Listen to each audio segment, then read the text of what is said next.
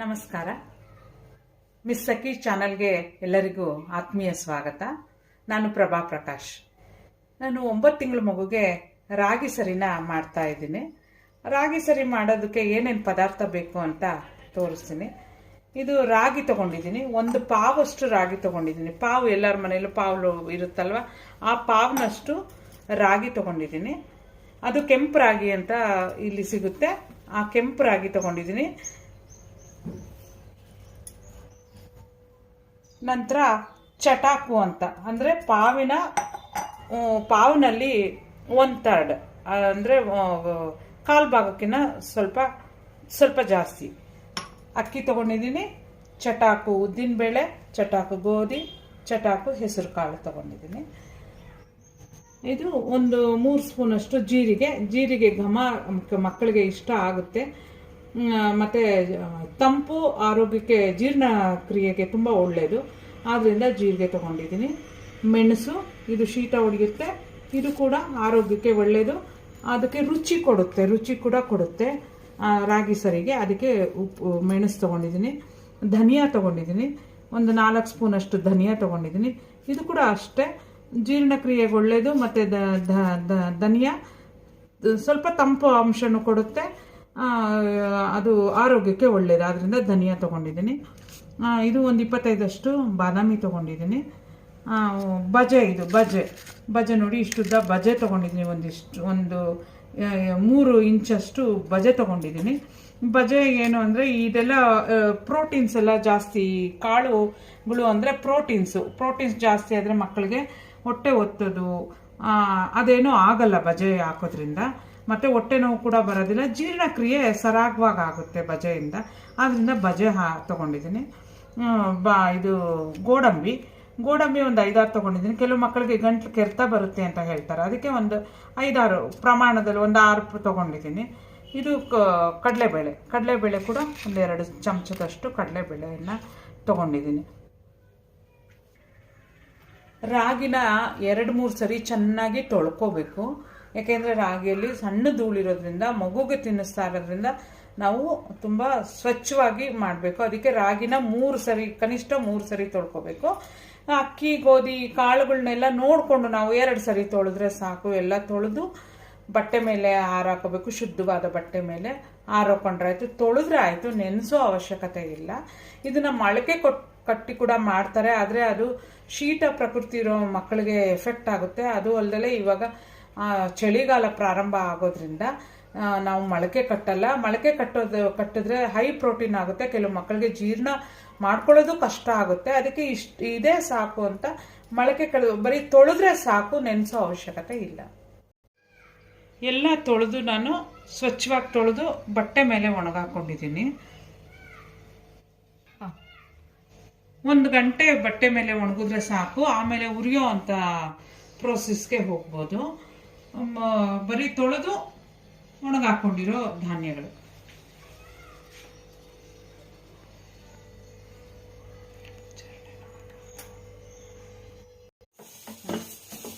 ಈಗ ರಾಗಿನ ಸಣ್ಣ ಉರಿಯಲ್ಲಿ ಹುರ್ಕೋಬೇಕು. ನನಗೆ ಕೆಂಪು ರಾಗಿ ಸಿಕ್ತು, ನಾನು ತಗೊಂಡೆ. ಸ್ವಲ್ಪ ಹಿಟ್ಟು ತುಂಬ ಕಪ್ಪು ಬರಲ್ಲ ಅಂತೇಳಿ ಎಲ್ಲನೂ ಒಂದೇ ಥರ ಯಾವ ರಾಗಿ ಆದ್ರೂ ಮಾಡಬಹುದು. ನೋಡಿ, ಸಣ್ಣ ಉರಿಯಲ್ಲಿ ನಿಧಾನಕ್ಕೆ ಉರಿಬೇಕು. ಪೂರ ಕೆಂಪುಗೆ ಮಾಡಿ ಆ ಥರ ಎಲ್ಲ ಉರಿಬಾರ್ದು. ಹದವಾಗಿ ಎಲ್ಲ ಚೆನ್ನಾಗಿ ಬಿಸಿ ಆಗಬೇಕು ರಾಗಿ, ಅಷ್ಟು ಉರಿದ್ರೆ ಸಾಕು. ನೋಡಿ, ರಾಗಿ ಚೆನ್ನಾಗಿ ಬಿಸಿ ಆಗಿದೆ. ಚೆನ್ನಾಗಿ ಬಿಸಿ ಆದರೆ ಸಾಕು. ಚೆನ್ನಾಗಿ ಬಿಸಿ ಆಗಬೇಕು ರಾಗಿ. ಇದನ್ನ ಒಂದು ಬೌಲ್ಗೆ ಎಲ್ಲನೂ ಎಲ್ಲ ಹುರಿದಿರೋದೆಲ್ಲ ಒಂದು ಬೌಲ್ಗೆ ಚೆನ್ನಾಗಿ ನೀರು ಒರೆಸಿರೋ ಅಂಥ ಬೌಲ್ಗೆ ಶಿಫ್ಟ್ ಮಾಡ್ಕೊಳ್ಳೋಣ. 1 ಗಂಟೆ ಎಲ್ಲ ತೊಳೆದ್ಬಿಟ್ಟು 1 ಗಂಟೆ ದಪ್ಪ ಬಟ್ಟೆ ಮೇಲೆ ಹಾರಾಕಿದೆ, ಕಾಟನ್ ಬಟ್ಟೆ ಮೇಲೆ. ಚೆನ್ನಾಗಿ ಎಲ್ಲ ನೀರೆಲ್ಲ ಇದಾಗಿದೆ. ಇದು ಅಷ್ಟೇ, ಕೆಂಪಗೆ ಮಾಡಬಾರ್ದು. ಮಗುಗಾಗಿರೋದ್ರಿಂದ ತುಂಬ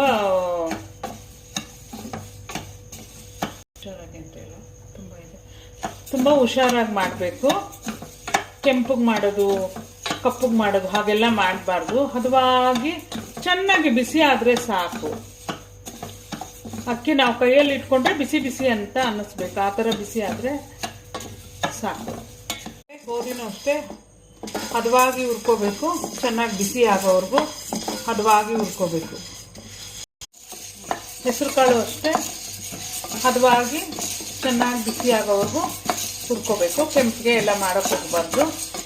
ಕೈ ಬಿಡ್ದಂಗೆ ಹಿಂಗೆ ಲೋ ಫ್ಲೇಮಲ್ಲಿ ಹಿಂಗೆ ಮಾಡ್ತಾ ಇದ್ರೆ ಅದು ಒಳಗೋವರೆಗೂ ಹೀಟ್ ಹೋಗಿ ಚೆನ್ನಾಗಿರುತ್ತೆ. ಜೀರಿಗೆನ ತುಂಬ ಹುಷಾರಾಗಿ ಹುರಿಬೇಕು, ಒಂದು ನಿಮಿಷನೂ ಕೈ ಬಿಡಬಾರ್ದು ಜೀರಿಗೆನ. ಇದು ಅಷ್ಟೇ ಚೆನ್ನಾಗಿ ಬಿಸಿ ಆದರೆ ಸಾಕು. ಇದು ಜೀರ್ಣಕ್ರಿಯೆಗೆ ಸ್ವಲ್ಪ ತಂಪು ಕೊಡುತ್ತೆ. ಇದು ತುಂಬ ಒಳ್ಳೆಯದು ಆರೋಗ್ಯಕ್ಕೆ. ಮಕ್ಕಳಿಗೂ ಏನೋ ಒಂಥರ ಮಸಾಲೆ ಅನ್ನೋದಕ್ಕಿಂತ ಏನೋ ಟೇಸ್ಟ್ ಕೊಡುತ್ತೆ ಇದು ಅದಕ್ಕೆ ಜೀರಿಗೆ ನಾವು ಹಾಕ್ತಾ ಇದ್ದೀವಿ. ಹದವಾಗಿ ಹುರ್ಕೋಬೇಕು, ನಿಧಾನಕ್ಕೆ ಹುರ್ಕೋಬೇಕು. ಚೆನ್ನಾಗಿ ಬಿಸಿ ಆಗೋ ಹಾಗೆ ಹುರ್ಕೋಬೇಕು. ಉದ್ದಿನಬೇಳೆನೂ ಅಷ್ಟೇ ಸೊಂಟಕ್ಕೆ ಎಲ್ಲ ಶಕ್ತಿ ಕೊಡುತ್ತೆ. ಆದ್ದರಿಂದ ಉದ್ದಿನಬೇಳೆ ಹಾಕಿದ್ರೆ ಒಳ್ಳೆಯದು, ಮಕ್ಕಳಿಗೆ ಪ್ರೋಟೀನ್ ಇರುತ್ತೆ ಇದರಲ್ಲಿ.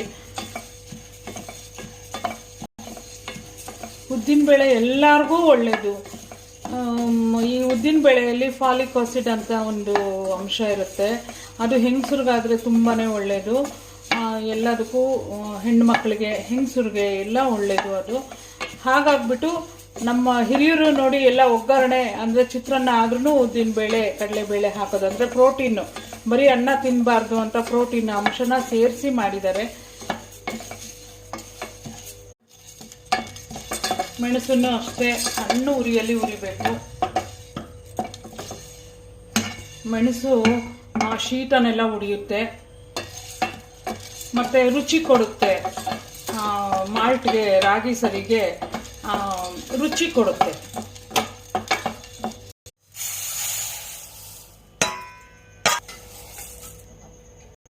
ಇವಾಗ ಮೆಣಸು,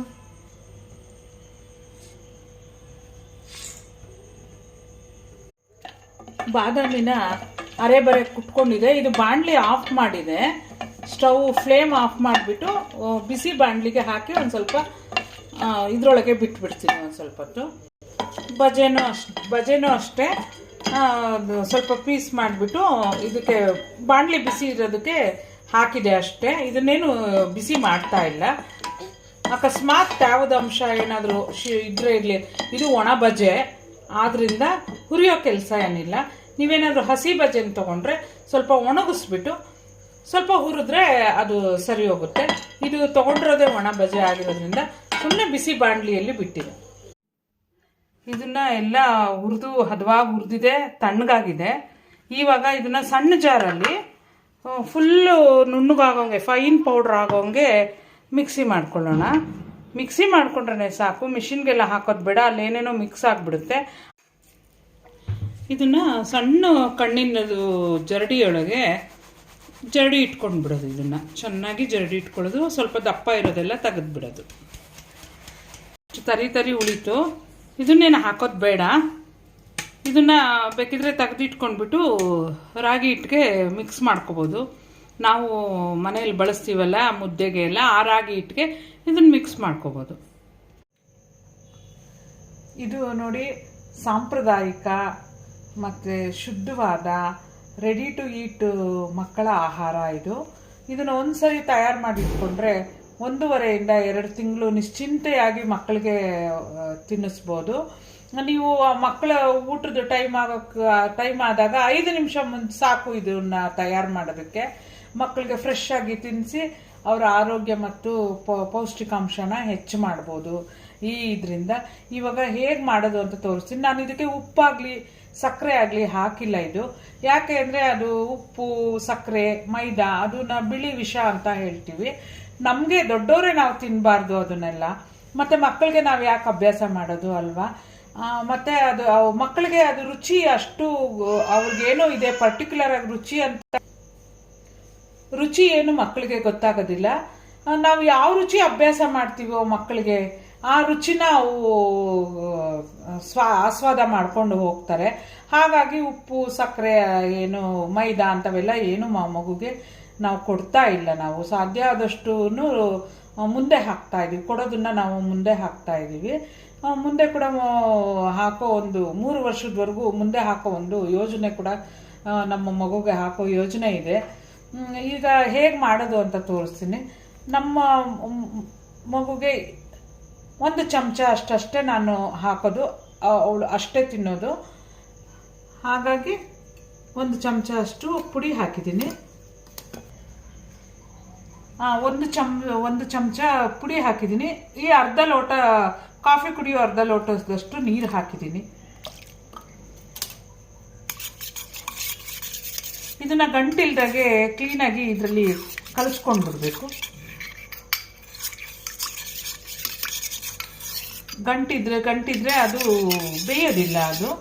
ಹಾಗಾಗಿ ಗಂಟಿಲ್ದಂಗೆ ತಿಳಿಯಾಗಿ ಕಲಿಸ್ಕೊಂಡ್ಬಿಡೋದು.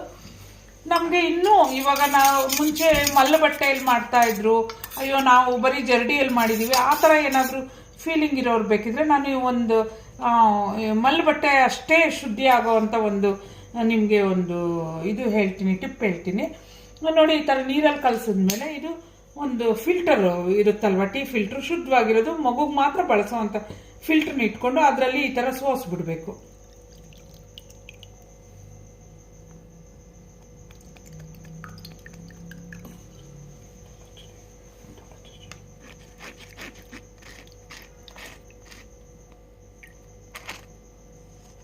ಸೋಸಿದಾಗ ನೋಡಿ ಇಷ್ಟು ಇದು ಬಂದ್ಬಿಡ್ತು. ಫುಲ್ಲು ಶುದ್ಧವಾದ್ದೇ ಮತ್ತು ತುಂಬ ನುಣುಪಾದ ಒಂದು ಪೌಡ್ರನ್ನ ಲಿಕ್ವಿಡ್ ಬಂದ್ಬಿಡ್ತು ನಮಗೆ. ನೋಡಿ ಇಷ್ಟು ಬಂದಿದೆ. ಇದನ್ನ ತೆಗೆದಾಕ್ಬಿಡೋಣ. ನವಜಾತ ಮಕ್ಕಳಿಗೆ ಈ ಥರ ಮಾಡೋದು ಸೂಕ್ತ ಆಗಿರುತ್ತೆ. ಅಂದರೆ ಬೇಗ ತಿನ್ನಿಸೋರು, ಹಾಲು ಇಲ್ದಿರೋರು, 4 ತಿಂಗಳಿಗೆ ಶುರು ಮಾಡೋರು, 5 ತಿಂಗಳಿಗೆ ಮೊದಲನೇ ಸರಿ ಮಾಡಿದ್ರೆ ಸಾಕು. ಆಮೇಲೆ ದೊಡ್ಡ ಮಕ್ಕಳಿಗೇನು ಇಷ್ಟೊಂದು ಫಿಲ್ಟರ್ ಮಾಡೋದೇನು ಅವಶ್ಯಕತೆ ಇರಲ್ಲ. ಯಾಕೆಂದರೆ ಬೇಯುತ್ತಲ್ವ, ಬೇಯೋದ್ರಿಂದ ತುಂಬ ಸಾಫ್ಟಾಗೇ ಆಗುತ್ತೆ. ಅದರಲ್ಲಿ ಕೂಡ ಬೇಳೆಗಳು ಎಲ್ಲ ಆಗಿರೋದ್ರಿಂದ ಕೆಲವೊಂದು ಬೇಳೆಗಳು ಫುಲ್ಲು ಫೈನ್ ಪೌಡ್ರ್ ಆಗೋದಿಲ್ಲ. ಅದರಿಂದ ಅದು ನಷ್ಟ ಆಗುತ್ತೆ ಅಂತ ನಾನು ಹಾಗೆ ಹಾಕ್ತೀನಿ. ಇದು ಈ ಥರ ಸೋಸಿದ್ಮೇಲೆ ನೋಡಿ ಇಷ್ಟು ಮತ್ತೆ ಅರ್ಧ ಲೋಟದಷ್ಟು ಹಾಲನ್ನು ಹಾಕ್ತಾ ಇದ್ದೀನಿ. ನಾನು ಹಾಲನ್ನು ಮಿಕ್ಸ್ ಮಾಡ್ತಾ ಇದ್ದೀನಿ. ಅರ್ಧ ಹಾಲು ಅರ್ಧ ನೀರನ್ನು ನಾನು ಮಿಕ್ಸ್ ಮಾಡ್ತಾ ಇದ್ದೀನಿ.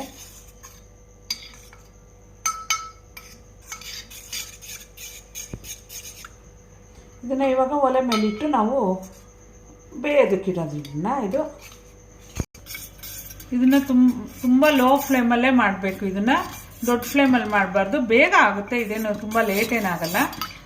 ಇದನ್ನ ಲೋ ಫ್ಲೇಮಲ್ಲಿ ಕೈ ಆಡ್ತಾನೆ ಇರಬೇಕು. ಈ ಥರ ಕೈ ಆಡ್ತಾನೆ ಇರಬೇಕು, ಇಲ್ಲಾಂದರೆ ಗಂಟಾಗ್ಬಿಡುತ್ತೆ. ಮತ್ತು ತಳನೂ ಹಿಡಿದ್ಬಿಡುತ್ತೆ, ಓವರ್ ರುಟ್ಟಾಗಿ ಹೋಗ್ಬಿಡುತ್ತೆ. ಆದ್ದರಿಂದ ಕೈ ಆಡ್ತಾನೆ ಇರಬೇಕು. ಮೊದಲೇ ಕೆಲವು ಮಕ್ಕಳು ತುಪ್ಪ ಅಷ್ಟು ಇದು ಮಾಡಲ್ಲ. ಅದಕ್ಕೆ ಬೇಯಕ್ಕೆ ಪ್ರಾರಂಭದಲ್ಲೇ ನಾವು ಚಿಕ್ಕ ಚಮಚದಲ್ಲಿ 1-2 ಚಮಚ ತುಪ್ಪ ಹಾಕ್ಬಿಡೋಣ. ಅದು ಚೆನ್ನಾಗಿ ಬೆಂದ್ಕೊಂಡು ಚೆನ್ನಾಗಾಗುತ್ತೆ. ಇಷ್ಟು ತುಪ್ಪ ಒಂದೇ, ನಾವು ತುಪ್ಪ, ಹಾಲು, ನೀರು ಅಷ್ಟೇ ಮಿಶ್ರಣ, ನಾವು ಬೇರೆ ಏನು ಹಾಕೋದಿಲ್ಲ ಇದಕ್ಕೆ. ನೋಡಿ 2 ನಿಮಿಷದಿಂದ ನಾನು ಕೈ ಆಡ್ತಾ ಇದ್ದೀನಿ ಅಷ್ಟೇ. 2 ನಿಮಿಷಕ್ಕೆ ಈ ಕನ್ಸಿಸ್ಟೆನ್ಸಿ ಬಂದಿದೆ.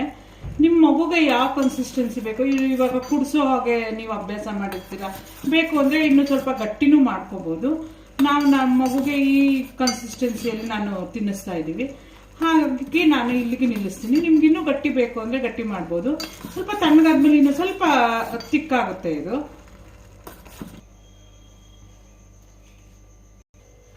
ನೋಡಿ ಎಷ್ಟು ಸುಲಭವಾಗಿ ನಮ್ಮ ಮಗುವಿನ ಆಹಾರ ತಯಾರಾಯಿತು. ಪೌಷ್ಟಿಕವಾಗಿರುತ್ತೆ, ಆರೋಗ್ಯಕರವಾಗೂ ಇರುತ್ತೆ. ನೀವು ಎಷ್ಟೇ ರೆಡಿ ನಾವು ತಂದಿದ್ದೀವಿ ಅವ್ರು ತುಂಬ ಶುದ್ಧವಾಗಿ ಮಾಡಿದ್ದಾರೆ ಅಂದರೆ ಅದು ಕೆಡದಲ್ಲೇ ಇರಬಾರ್ದು ಅಂತನಾದರೂ ಏನಾದರೂ ಮಗುಗೆ ಅಪಾಯ ಆಗೋವಂಥದ್ದು ಕೆಮಿಕಲ್ಸ್ನ ಮಿಕ್ಸ್ ಮಾಡಿರ್ತಾರೆ. ಈ ನಾವು ತಯಾರು ಮಾಡೋದ್ರಿಂದ ನಮಗೆ ಕೂಡ ತೃಪ್ತಿ ಸಿಗುತ್ತೆ. ಇದೇನೂ ಕಷ್ಟ ಇಲ್ಲ. ಒಂದು ಸರಿ ಮಾಡಿ ನೋಡಿ, ನೀವು ಮಾಡಿಬಿಟ್ಟು ನಿಮ್ಮ ಮಗುಗೆ ಕೊಟ್ಟು ನಿಮ್ಮ ಮಗು ಆರೋಗ್ಯನ ಗಮನಿಸಿ. ನೀವು ಬೇರೆದು ಇದು ನಿಮಗೆ ವ್ಯತ್ಯಾಸ ಗೊತ್ತಾಗುತ್ತೆ.